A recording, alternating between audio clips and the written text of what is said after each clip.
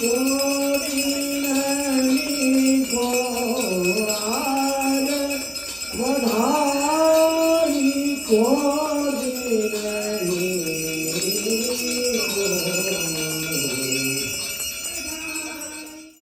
के साथ जय श्री कृष्णा। और मेरा सौभाग्य है कि मैं प्रणाम सन्निधि में कर रहा हूँ अहमदाबाद में। वल्लभाचार्य जी की वंश परंपरा में 17वीं पीढ़ी में आदरणीय महाराज श्री यदुनाथ जी मेरे साथ हैं। आपको हमें तो बहुत निकट है हम पाटोत्सव के। बिल्कुल। तो पाटोत्सव को लेकर आप प्रतिवर्ष कुछ विशेष अनुभूतियां आपकी रहती हैं, तो क्या उसको आप अगर शब्दों में बताएं कि क्या भाव रहता है पाटोत्सव के हाँ, साथ? सबसे पहले तो आपको बहुत बहुत मंगल शुभकामनाएं, क्योंकि विदेश की धरती में भी रह के आप वहाँ बसे अपने भारतीयों को अपनी संस्कृति से और अपने प्रभु से जोड़ के रखते हो, तो ये आपका प्रयास बहुत ही स्तुत्य है और निरंतर ये प्रयास बढ़ता रहे, ये सबसे पहले शुभकामना देते हैं। और पाटोत्सव अपने कहते हैं कि जब भी कोई मंदिर या हवेली का स्थापन होता है और उसका 1 वर्ष जब पूर्ण होने को होता है तो उसे पाटोत्सव कहते हैं, और उसी प्रकार प्रतिवर्ष मनाया जाता है। तो पाटोत्सव तो एक उपलक्ष्य है और जिसको ध्यान में रख के ऐसे आयोजन किए जाते हैं प्रतिवर्ष, ताकि हमसे जुड़े जो भी लोग पूरे विश्व के अंदर हैं वो एक स्थान पे यहाँ इकट्ठे हों। किसी भी नए विषय को लेके उस समय प्रवचन सत्र रखा जाता है, क्वेश्चन आंसर रखे जाते हैं, और ऐसे सांस्कृतिक और धार्मिक कार्यक्रम रखे जाते हैं कि जो बड़ों के लिए, बच्चों के लिए और खास करके युवा पीढ़ी भी जिससे कनेक्ट हो सके, ऐसे सब प्रति आयोजन रखे जाते हैं। तो मन में, क्योंकि पूरा वर्ष घूमते हैं, पूरा वर्ष प्रवास रहता है, तो लोगों की समस्याएं क्या हैं, लोग कहाँ अटके हुए हैं, लोगों को कहाँ प्रॉब्लम है, जब पूरा वर्ष ये जानते हैं तब लगे कि अब वर्ष के अंत में कि जब पाटोत्सव आ रहा है, लोगों को इकट्ठा करके वो दिया जाए, क्योंकि जो समस्या पूरे वर्ष जानी, समस्या का समाधान यहां से लेके जाए। क्या हुआ? क्योंकि धर्म समाधान देने का कार्य करता है, आध्यात्म के अंदर ही समाधान है, तो वही प्रयोजन रहता है कि कैसे आने वाले लोग अपने मन का समाधान लेके जाए यहाँ से।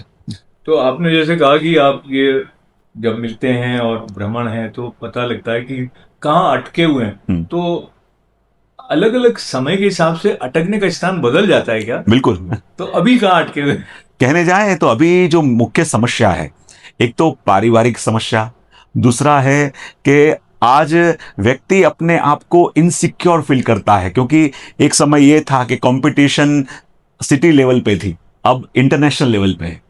और पहले तो लोग सैटरडे संडे आके घर में परिवार के संग रहते, अपने लिए समय निकालते, लेकिन अब जब इंटरनेशनल कंपटीशन में व्यक्ति आ गया और न तो अपने लिए समय निकाल सकता है, न अपने परिवार के लिए निकाल सकता है, और आज औरों से आगे निकलने की होड़ में व्यक्ति इतना तेज दौड़ने लगा है कि पीछे अपना परिवार छूट रहा है, पीछे अपना स्वास्थ्य छूट रहा है, पीछे अपन क्या क्या छोड़ के आगे दौड़ रहे हैं, ये आज उसको होश नहीं रहता। और जब आगे निकलने के बाद वो तो पा लिया जो पाना चाहता था, लेकिन वो पाने के लिए क्या क्या छूट गया, ये उसको होश नहीं रहता। और ऐसी वस्तुएं पीछे छूट जाती हैं कि जो छोड़ने के बाद जो पाया उसका कोई मोल नहीं रहता। मैं एकदम चुपचाप सा हो गया हूँ, क्योंकि मुझे भी दिख रहा है कि बहुत कुछ छूट जाता है, पर उस छूटने में कई बार ऐसा होता है महाराष्ट्र की जो धर्म के प्रति एक खिंचाव का भाव है वो भी थोड़ा ढीला पड़ने लग जाता है। श्रद्धा जो है वो थोड़ी ऐसे बिखराव में चली जाती है, तो उसको कैसे एड्रेस किया जाए? हाँ, हमारा प्रयास ये रहता है कि आज यदि अपन किसी को भी धर्म या आध्यात्म की बात करें, वो सीधे शास्त्रों की, पुराणों की बात कहूंगा मैं, तो वो अपने आप को कनेक्ट नहीं करेगा। तो आज लोगों को धर्म की नितांत आवश्यकता है, पर ऐसा धर्म चाहिए, ऐसे सूत्र चाहिए जो उसे उसके डे टू डे लाइफ, जीवन जीने में मददपूर्ण हो, जो उसे अपनी रोज बरोज की लाइफ जो है उसमें जो चैलेंज फेस कर रहा है उसका समाधान यदि उसे उसमें से मिल रहा है तो वो जरूर करने को तैयार है। तो हमें उसे वो वस्तु कहनी है, क्योंकि जैसे जैसे युग बदलता है सिद्धांत वही रहते हैं, लेकिन सिद्धांतों का प्रस्तुतिकरण बदलता है। कि उस समय अर्जुन की समस्याएं कुछ और थी, आज के अर्जुन की समस्याएं कुछ और है, और आज वो जिस प्रॉब्लम के अंदर फंसा हुआ है वहां से निकलने की युक्ति उसे अपना आध्यात्म कैसे बता रहा है। और यदि वो युक्ति से कनेक्ट होगा तो वो जरूर करेगा। हर कोई व्यक्ति चाहता है कि यदि मेरे लाभ की बात है तो मैं जरूर करूंगा, लेकिन हम धर्म के द्वारा उसे क्या लाभ है, ये लाभ कहीं बताने में कम पड़ जाते हैं। यदि उसे पता चले कि देखो मेरे जीवन के अंदर परिवर्तन इसके द्वारा हो सकता है, क्यों ना करेगा। ये बहुत ही संवेदनशील स्थान है, पर मैं उसको थोड़ा सा मेरे शब्दों में जैसे मैं देख रहा हूँ, एक तरफ तो हम ये जब सेवा की बात है तो ठाकुर जी से अपेक्षा नहीं रखनी है, सेवा करनी है, अर्पण करना है। पर जब हम लाभ की बात करते हैं तो उस दृष्टि में तो अपेक्षा कहीं ना कहीं जुड़ जाती है। फिर वैष्णव परंपरा से अलग हटके भी मैं जैसा देखता हूँ सनातन परंपरा में, तो बहुत सारे जो संत महात्माओं के पास लोग जाते इसलिए हैं कि कुछ चमत्कार हो जाएगा, ये अमुक समस्या है वो दूर हो जाएगी।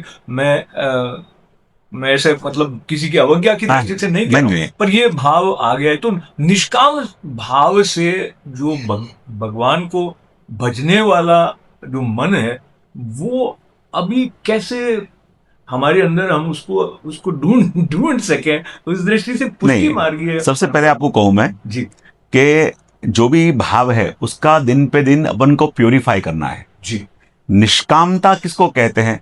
सिर्फ अपने लिए न मांगना। अपन कहें तो इंसान के अंदर से मांग तो उठती है, मांग उठेगी, तो कहते हैं कि यदि अभी सबसे पहले अपने लिए मांगते थे, लेकिन वही कामना बढ़ जाए कि अब औरों को भी प्रसन्नता मिले, सब सुखी, है ना। सपने जो वेद कहते हैं कि सब सुखी हो, सब आनंद हो, वो कहते हैं तब अपनी मांग का एक्सपांशन होता है। और फिर अपन कहते हैं कि जीव मांगता है और मांगे बिना रह नहीं सकता, तो प्रभु के सुख को प्रभु से मांगो। जब यशोदा जी से प्रभु कहते कि भाई आपको क्या दूं, तो यशोदा जी कहते हैं बस लाला तू सदा प्रसन्न रहे। वो भी मांग है, प्रभु से मांगा, लेकिन प्रभु का ही सुख मांगा। और जब प्रभु से ही प्रभु का सुख मांगा, तो वो नाम मांग भी निष्काम हो गई। बहुत ही सुंदर, बहुत ही सुंदर। तो समय थोड़ा सीमित है इसे, लेकिन मैं समापन के पूर्व एक तो जो मनुष्य का जीवन है उसका लक्ष्य क्या है उसको लेकर भी बहुत अस्पष्टता रहती है। और जब हम ये विचार करने लगते हैं कि ये लक्ष्य, तो हमें लगता है नहीं ये तो अव्यावहारिक हो जाएगा। और सामान्यतया एक और बात जो मैं देखता हूँ, हम में से अधिकांश लोगों के मन में एक रिक्तता का भाव रहता है। बराबर। तो अभी जैसे आप कुछ भी बताते हुए जितना मुस्कान आपकी है उसमें मतलब एक भीतर से मुस्कान आ रही है, तो वो एक स्पष्टता है जिसका तारतम्य जैसे आपको मिल जाता है या मिल गया है, वैसा सबको नहीं मिला है। उसके लिए क्या कर सकते? क्योंकि इंसान आज कंफ्यूज किस में है। अपन कह रहे हैं जब आप जैसे यूएस से आ रहे हैं, तो मुझे दो वस्तु बड़ी अच्छी लगती है यूएस की। जब भी एयरपोर्ट पे लैंड होते हैं, दो प्रश्न पूछते हैं कि what is your purpose of visit, और दूसरा how long you are going to stay here. सही। तो जब अपन उस देश में लैंड होते हैं तो भी पूछा जाता है कि आपका पर्पस ऑफ विजिट क्या है। तो इस अर्थ के अंदर, इस पृथ्वी में भी अपन लैंड हुए हैं, तो अपन यहाँ के परमानेंट रेजिडेंस नहीं है, अपन विजिटर हैं। सही। और जब विजिटर हैं तो ये अपन को भी चिंतन करना चाहिए कि मेरा पर्पस ऑफ विजिट क्या है यहाँ पे। जब अपन यहाँ पे आए हैं, तो जो पर्पस के लिए अपन आए हैं वो कर रहे हैं या उससे भटक गए हैं। और सबसे बड़ी वस्तु आज जहां भी देखो मनुष्य दौड़ रहे हैं, भाग रहे हैं, लेकिन वो कंफ्यूज है दो शब्दों में। जो अंदर का खालीपन लगता है ना, अंदर सब कुछ पाने के बाद भी बेचैनी लगती है, वो बेचैनी काहे के लिए है? क्योंकि दो वस्तु होती है, एक होता है अपनी नीड और दूसरी होती है अपनी वांट। आज अपना ध्यान नीड में से हट गया है और वांट के लिए दौड़ रहे हैं। हमको आवश्यकता क्या है, जो अंदर की वस्तु को क्या फुलफिल कर सकती है, वो भूल गए हैं। और अपने घर को फुलफिल कैसे कर देना, घर को कैसे भर देना, हम उस वांट के लिए दौड़ रहे हैं। और जब वांट और नीड के बीच में मनुष्य कंफ्यूज हुआ, और इसलिए बाहर घर तो भर रहे हैं लेकिन भीतर से खाली होते जा रहे हैं। क्योंकि जैसे मन की आवश्यकता, जैसे शरीर को आवश्यकता होती है शुद्ध अन्न की, अन्न होगा तो शरीर स्वस्थ होगा। मन को आवश्यकता होती है अच्छे पॉजिटिव विचारों की, वो मिलेगा, मन स्वस्थ रहेगा। और आत्मा की भी भूख है आध्यात्म की, क्योंकि वो जिसका अंश है, जब तक उससे कनेक्ट नहीं होगा वो हमेशा अपूर्ण रहेगा। तो हम शरीर को तो जो चाह दे रहे हैं, मन को भी जो चाहिए वो बराबर देते नहीं है, और आत्मा को भी जो चाहिए बराबर मिल नहीं रहा। तो शरीर, मन और आत्मा के बीच में इनबैलेंस हो रहा है। और जहां हार्मनी मिसिंग है, वहां लाइफ के अंदर भी फिर हार्मनी लानी बड़ी मुश्किल हो जाती है। क्योंकि भीतर हार्मनी होगी तो बाहर हार्मनी मिलेगी, और जब भीतर अनबैलेंसिंग अपन ने क्रिएट कर दिया है, तो बाहर भी लाइफ में अपन को वही फेस करना पड़ेगा। तो बहुत ही सुंदर है। और संतुलित बात को लेते हुए मैं समापन की तरफ बढ़ूं तो जो संवाद होता है उसमें वक्ता कितने सत्य के साथ में ब्रह्मनिष्ठ भाव के साथ बात कह रहा है तो उसका प्रभाव पड़ता है। तो महर्षि रघुनाथ जी की सन्निधि का ये लाभ मुझे मिला।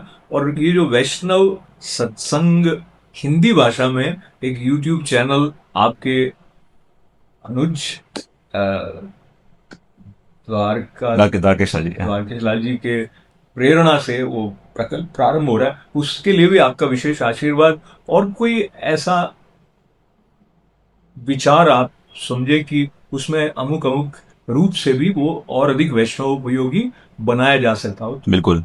कहते हैं ना कि आज वैष्णवों को सबसे अधिक, या मानव मात्र की मैं बात करूं, अपने कहिए नहीं कि वैष्णवता की एक व्यापक व्याख्या नरसिंह मेहता देते हैं कि वैष्णव जन तो एने रे कहिए जे पीर पढ़ाई जाने रे। उन्होंने वैष्णवता की व्याख्या को एक सहज रूप में देखें तो विष्णु के किसी भी फॉर्म को जो मानते हैं वो वैष्णव हैं। लेकिन नरसिंह मेहता ने यहां तक कह दी कि जो औरों की पीड़ा को समझे वो भी वैष्णव है। और जब उनके लिए अपन कुछ दे रहे हैं तो आज इंसान को सबसे अधिक आवश्यकता किसकी है? आज अपन सच्चे सच्चे अर्थ में देखें तो अच्छे और सुंदर विचारों की। जब कहीं पे भी फ्लड आया हो कि कोई आपदा आई हो तो विमानों में से फूड पैकेट डाले जाते हैं कि उसको आहार मिले। आज ऐसे थॉट पैकेट्स की बहुत जरूरत है। क्या बात, क्या क्योंकि हर जगह देखो आप, तो आप देखो आंधियां भी है, अनस्टेबिलिटी भी है, इनसिक्योरिटी भी है। तो ऐसे थॉट पैकेट्स डालने की सेवा जब आपको प्रभु दे रहे हैं और प्रभु का मानव संकल्प होगा और प्रभु ने आपको चुना है, तो ये कार्य वास्तव में इतना स्तुत्य है। और मैं तो कहता हूं कि आपके इस चैनल के माध्यम से हंस कहते हैं उदास चेहरों में मुस्कान आए तो मान लो कि आपसे बहुत बड़ा भगवत यज्ञ हो गया। क्या बात। यदि निराश हताश के मन में भी आपका कोई एक विचार उत्साह भर दे तो मानो ये महायाग आपने पूर्ण किया। और वही इस चैनल के माध्यम से सभी प्रभु से जुड़े और हताश निराश चेहरों में भी फिर प्रसन्नता आए, फिर महकें, फिर चहकें। यही शुभकामना आपको देते हैं। बहुत बहुत धन्यवाद है। और मैं एकदम प्रसन्नता से और आनंद से और उत्साह से लहला गया हूँ महर्षि रघुनाथ जी की सन्निधि में और उनके ये प्रेरक वचन सुनकर। तो बहुत बहुत आभार आपका पुणे। नहीं, आपको भी खूब खूब शुभकामना कि आप जो ये कार्य कर रहे हैं और खास करके विदेश की भूमि में रहने वाले जो जीव हैं और जो मानो उनको कोई दिशा दिखाने वाला नहीं है, शायद कोई घर में बड़े भी नहीं है, इंडिविजुअल फैमिलीज हो गए, तो कम से कम आपके इस चैनल के माध्यम से राइट टाइम, जैसे कहते हैं ना कि जब भी मन में संशय हो भगवत गीता खोलो और मन का समाधान मिल जावे, वैसे ही आपके चैनल के द्वारा जो भी वैष्णव के मन में, जीवों के मन में संशय हो सकता है आपके चैनल ओपन करें और वही समाधान निकले कि जिस समस्या का वो सामना कर रहे हो। ऐसी मंगल कामना आपके चैनल को दे रहे हैं। पुनः पुनः आभार, धन्यवाद, जय श्री। खूब खूब आशा।